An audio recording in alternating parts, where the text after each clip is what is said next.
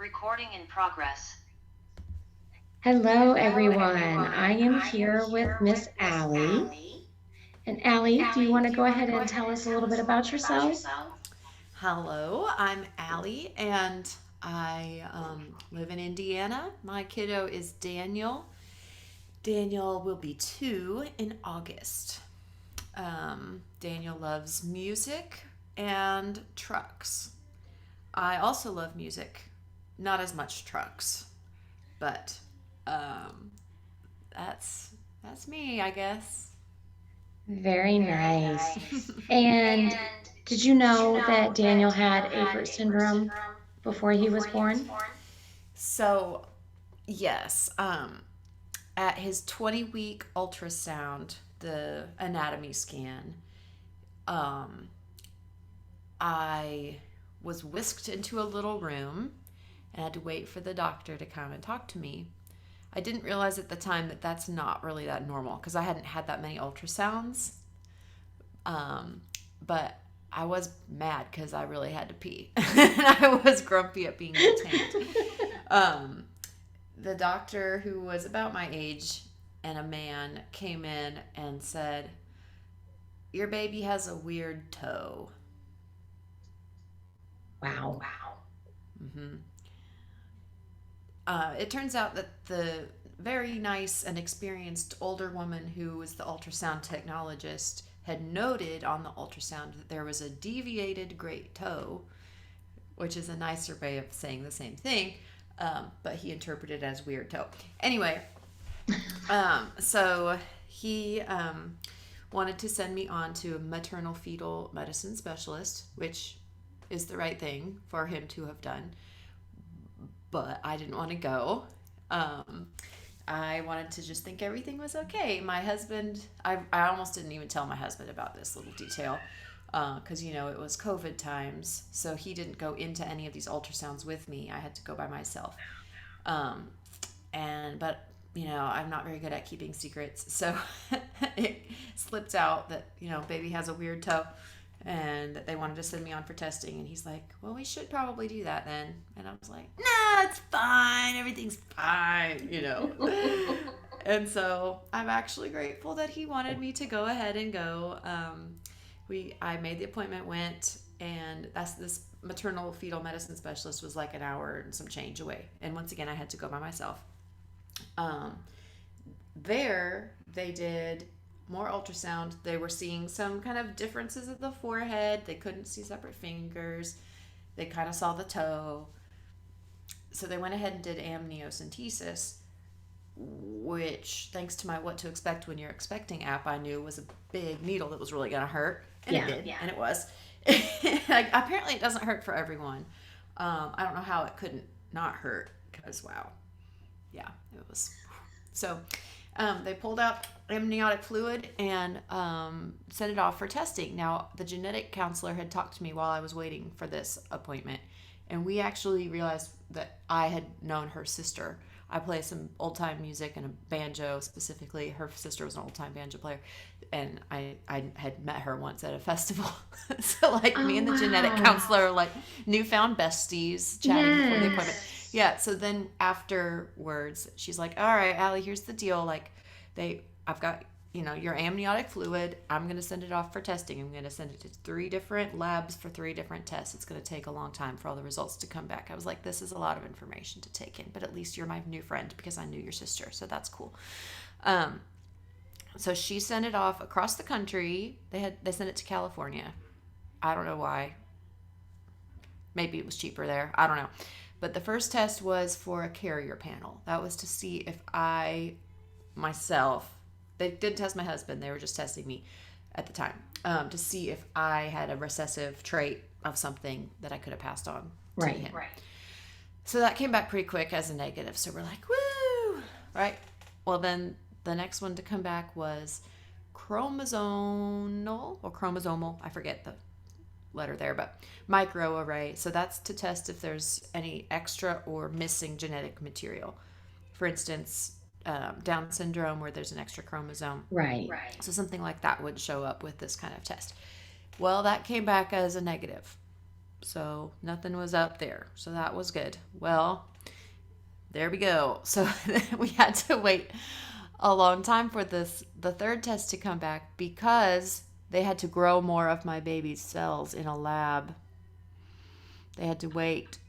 We had to wait for the cells to like reproduce I enough. didn't know that they could do that. It freaked me out. I'm like, Yeah.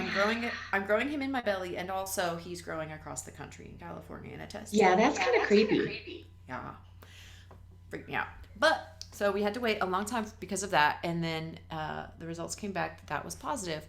So that test was called a skeletal dysplasia panel, or they're testing for skeletal dysplasia. So skeletal dysplasia is like a, umbrella name for a lot of different conditions that can affect the skeleton and the muscles. And I think dwarfism is actually a type of skeletal dysplasia. Oh, wow. But they, and so what's different about this is that, with Apert syndrome, it's like this one gene, FGFR2, whatever, that's in charge of muscle and skeletal growth. Everything's there, it's just misspelled, right? Right. There's just like a scramble of whatever the little pieces are. There's just like, boop, mixed up. So that's what they're testing on that. And so since, we got that back, and it was very clear, like, okay, there's the FGFR2, there's the scramble, like there was kind of no question. Right. And then it matched with the features as well, with the kind of they called it frontal bossing, like the bump, big forehead. Right. And then Daniel had type 2 syndactyly fusion of the digits, and the second type, which is like the little mitten. And then his little, deviated great toe, which he still has. So it was right there. It was all visible. But so I, if I had more energy and wealth to just, drop everything and be an advocate, I would do some kind of program for ultrasound technologists to train them on the fact that if you do see something abnormal on these ultrasounds or something, trust your intuition. If you feel like a flag, even if you don't really know why, like you're the pro and you're feeling that for a reason. So send them on, see if you see something, say something, send us on, say, send. So that's what my ultrasound technologist did. Was she saw something, she said something, and then they sent me on for testing. What was it like to go? I was grateful for it, because Definitely. it gave us time to, understand Apert syndrome more, because we'd never heard of it, and to do some research. And, our genetic counselor, she was so sweet, initially, before the tests even were sent off. She's like, I mean, if I think it's anything, I think it's Apert syndrome. Oh, wow. Yeah, and I don't think she'd never known anyone with it. She just, the features, she'd been trained somehow. But so because we got our diagnosis then before Daniel was born, and I'm researching and understanding that there's this craniosynostosis, or the fusion of the skull right here. And my pragmatic brain goes, okay, well, then his little head's probably not going to want to smush out the vaginal canal as easily. I don't want to have an emergency C-section. Babies come out one of three ways: vaginally, C-section, or emergency C-section. Right. And I was like, okay, we're going to just plan for a C-section. Yeah. And then that's how it's going to be. And so I'm really thankful for that, because I was able to be a little more prepared that, like, okay, this is the day he's coming out. This is how we're doing it. Right. I'm not going to probably get to hold him, which I didn't, he had to go get his breathing taken care of and some other things. He went right to the NICU, so I didn't get to hold him for like a day and a half. So, and a lot of people have these experiences, but I think that the trauma of a birth that is challenging, and or when you don't get to snuggle or hold your baby afterward, that's a real trauma. And it's a very lasting one that affects your relationship with your baby, your relationship with yourself as a mother, especially if you're a new mom. I was a Yeah. new mom.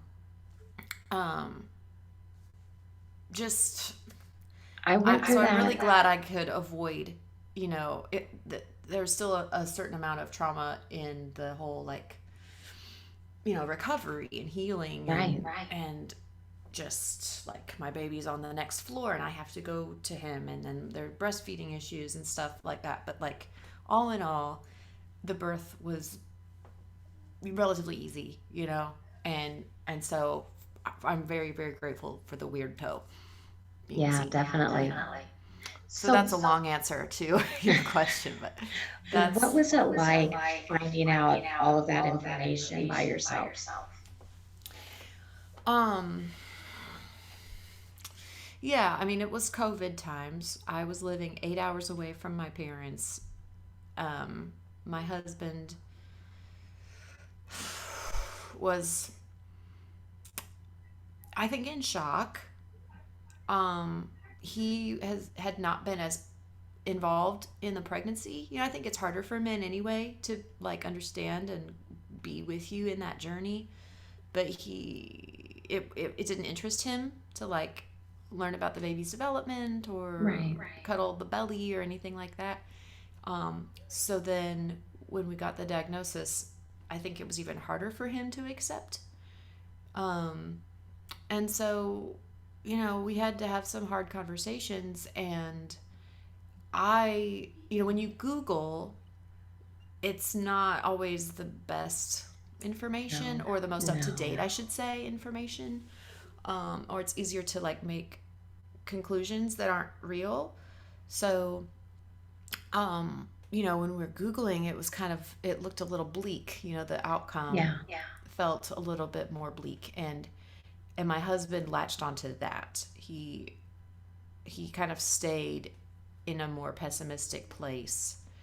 And meanwhile, I knew how strong the baby was. The baby kicked hard. There had been no other problems with the baby's health, heartbeat, or anything like that. And I had this gut feeling like, God is taking care of me and this baby. And I'm being called to something that I don't want to do, Yeah. but there's a purpose for it. Like I had this twice feeling, I mean, calling, that's Yeah. how it felt. Um, and that's nothing I could really talk about with my husband. Like he'd kind of shut down, I think, from it. So it was a dark, less than 48 hours, but about a day and a half. And meanwhile, so we Googled. Then I turned to social media. So first I went on YouTube and I typed in apert syndrome, right, just to see what it would come up. And there I scrolled and scrolled and found this video from Taryn Skis, the More Skis Please blog. Yes. And it was the video about Aiden at age 9 or 10 and his mid-face advancement surgery, right? So he was like in third grade. And it's a very well-produced video. I mean, I don't know if they hired a documentarian or what, but it's a very nice video. And it just kind of shows the whole process and like going and talking to his class about what was going to happen. And you see him running around and like being a normal kid, but having this surgery, It's like my husband had kind of been like, oh, there's going to be no quality of life. That was his conclusion. Yeah. And I saw this video and I was like, whatever. No. Right. It's going to be different. But this is a happy boy with a happy family that's facing challenges like other families do. These are just specific, different challenges. And so, and the next family I found was on Facebook. Of course, Amelia's Adventures with Apert Syndrome. Yes. Trisha Brusk sharing Amelia's journey. And I think Amelia was like 3 or 4 at the time. And, their page has a big following and she posts, sweet, cute pictures of little Amelia and shares the honest journey too. And, so it was very inspiring to me, right? It's like, I'm the one carrying this baby and I'm feeling like, look, here are these people. They're out there. They're doing it. It's not like a death sentence. It's not pain and suffering for forever. Right. It's a specific, challenge, and it's everybody's got their shit. You know what I'm saying? Yeah. Like we all have our Yeah. stuff to deal with, and some of us deal with medical stuff or mental health stuff or whatever. But I was like, we got this, you know.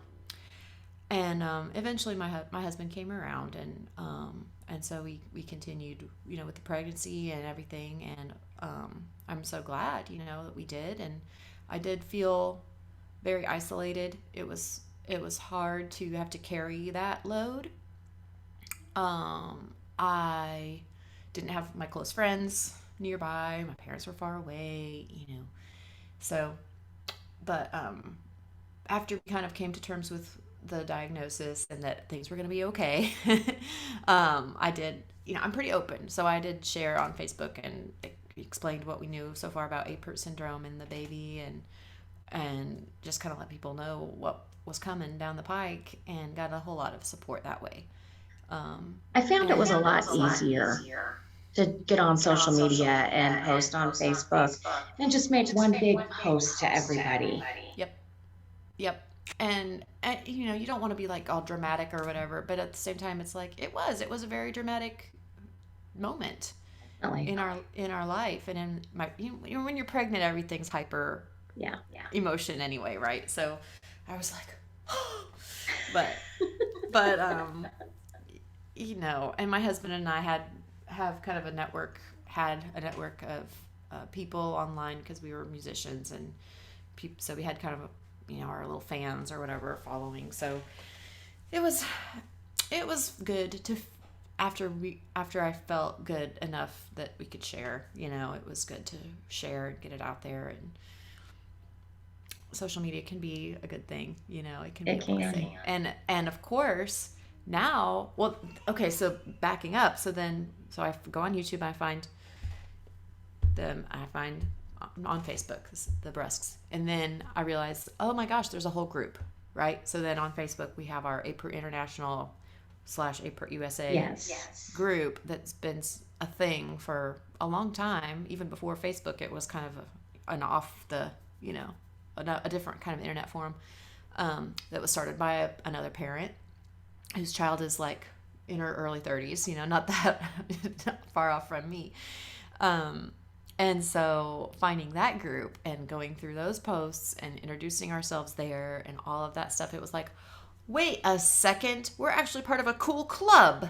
Yes. Like, yeah, we have these people all across the world that are in the same boat as us, Yes. Unknown caller.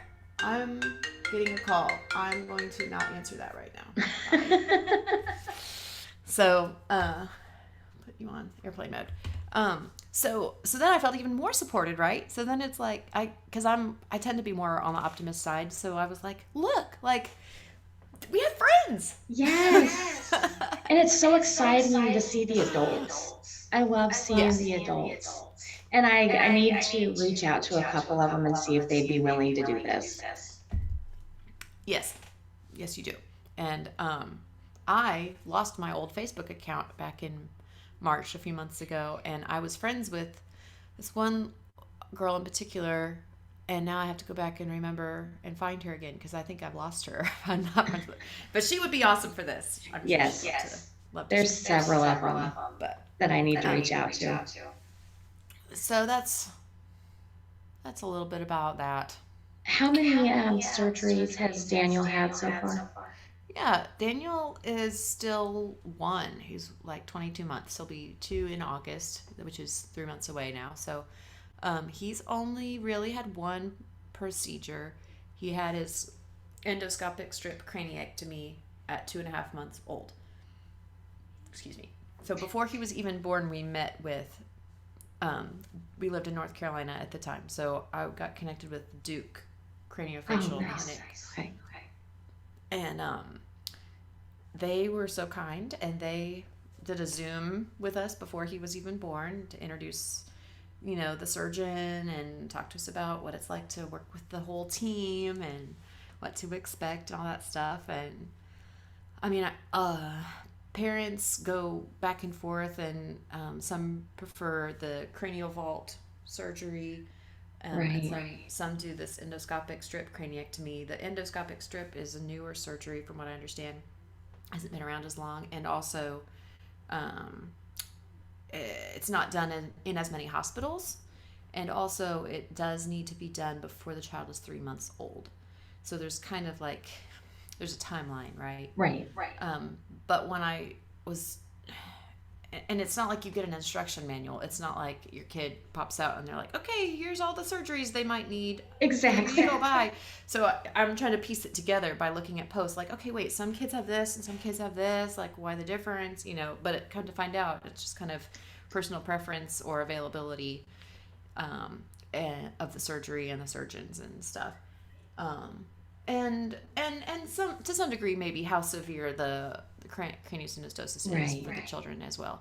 So he got to wear the But helmet for instead me, of the yeah, for me, distractors. I was like, well, if we can do this endoscopic strip craniectomy, to me that seems like a better choice. It's less invasive. We just get two Right. little scars right here instead of a big zigzag headband situation. So less chance of more blood loss, less chance of challenges with healing, those kinds of things. But the offset is, like you said, the kid has to wear a helmet for a long Right. time. And with the cranial vault, they don't have to wear a helmet. They do something else to make adjustments through time. But the helmet is an obstacle for some families because it seems, you know, it's a look, right? It's like, Right. okay, very clearly there's something up with your kid because he's wearing a helmet, or she. And not only that, but also you have to go get the helmet adjusted at intervals. So we had to go every 2 weeks, then every 3 weeks. So basically every 5 weeks we're going twice. And it was a like 2.5 hour trip, I think. Oh wow. Maybe 1.5. I forget now. It was a ways though. It was an all day experience to like go get the helmet adjusted and come back home. Yeah. So that would be an obstacle for people as well. But for us, it was a good choice, and I'm really glad we did it, even though it was kind of a pain. But Daniel did really good in his helmet. I don't remember there being a big issue with transitioning into wearing it. They kind of give you a little schedule to ease in for the first couple days. And then he was wearing it like 23 hours a day. We took it off for 30 minutes here, 30 minutes there. Bath time or some tummy time, take it off. Him trying to lift, he hated tummy time anyway, but him on his belly trying to like lift his head up. Helmet, his oversized head, I should mention. I mean, it's in like the 99th percentile is what I mean. It's just, big head.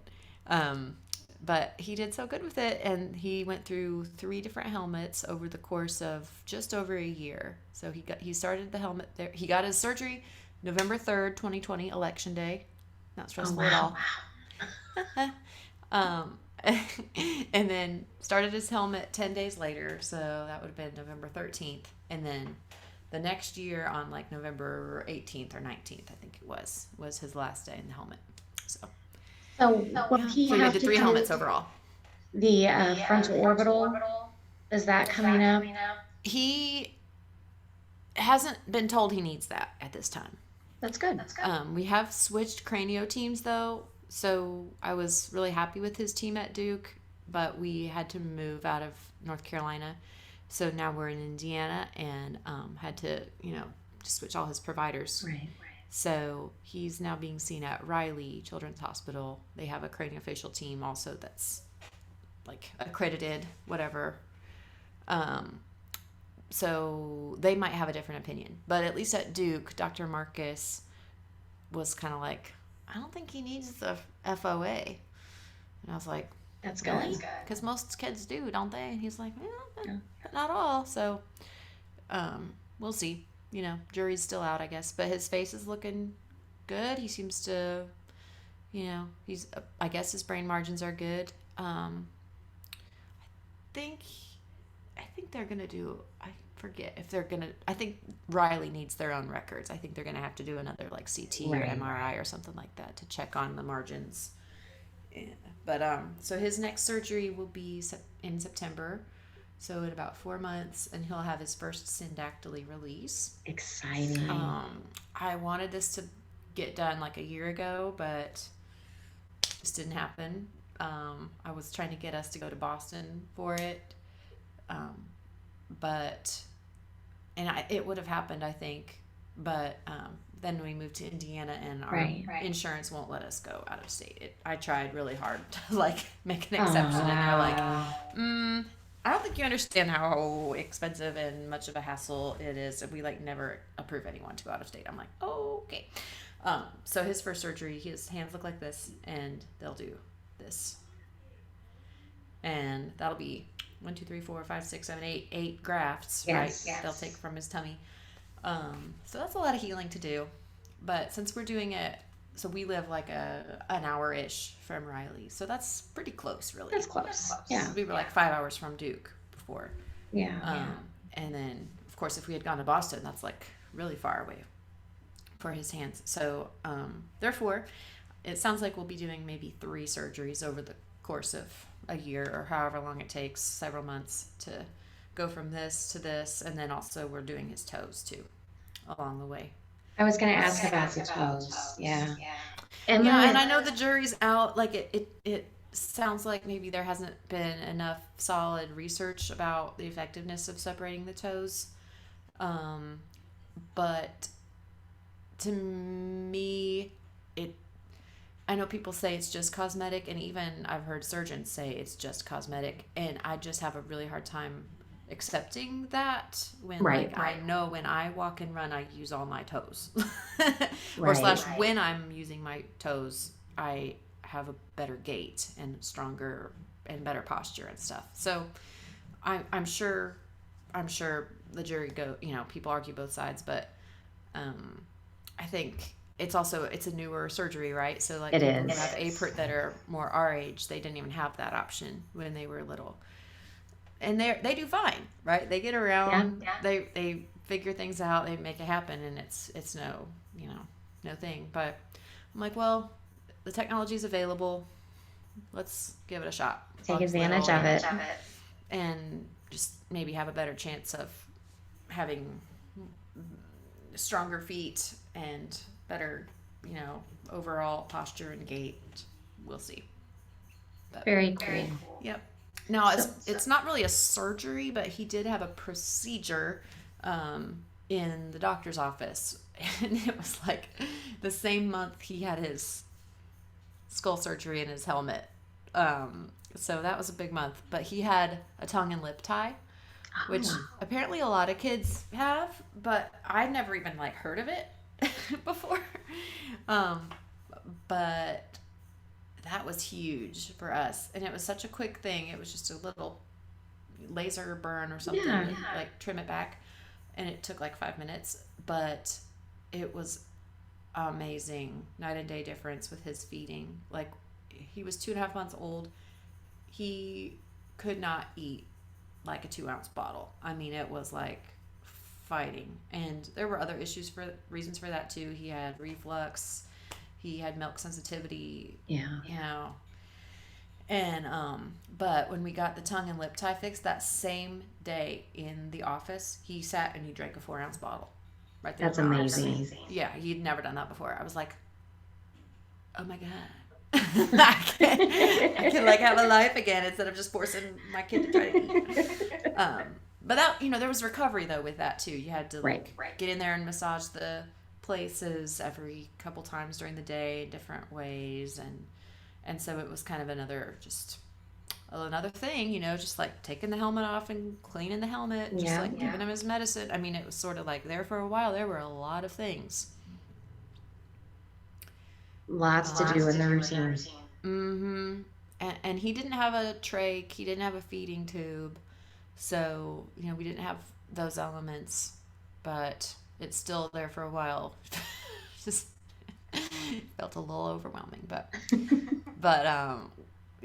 people had said, the other moms in the groups and stuff had said, the first year it's gonna feel really overwhelming and really hard.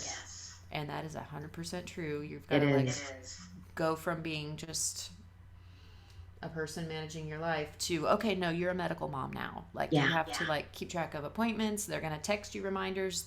Then you're going to have to remember to text them back. You're going to have to Exactly. like bring the papers with you. You're going to have to remember who all these doctors are and what they do. And then you have therapists. And then you have therapists and you have to like keep all that information in your mind. The mental load is intense. It is. And yeah. So, What is one piece of advice that you would give to a new Abram mom? To reach out, to connect,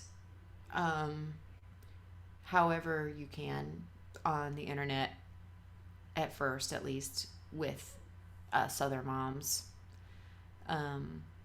Even if it's just one other mom, you know, but to find us.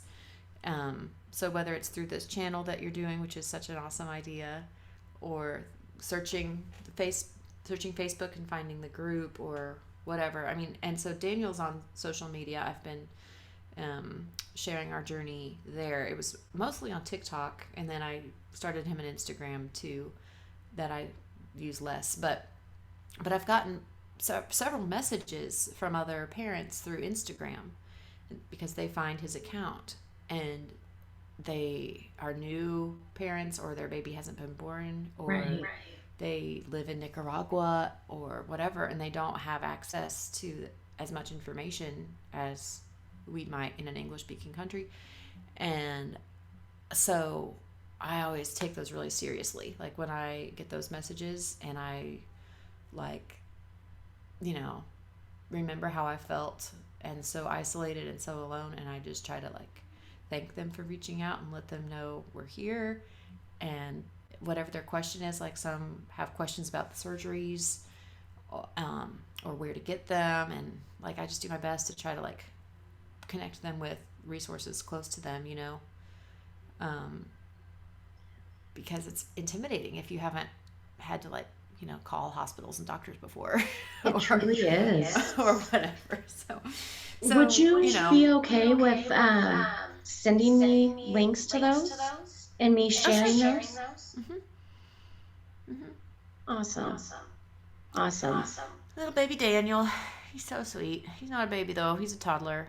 And he said ma. He said ma a couple times last week. Yep.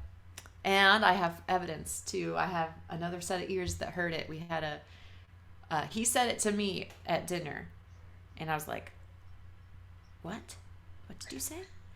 And because he hasn't really said it before. We've been working on it really hard in speech, but then he had a sleep study like the next day, 2 days later, and the technologist said he called out for you in the night. I was like, what? She's like, yeah, he said ma and like looked over at you. That's so exciting. I mean, yeah.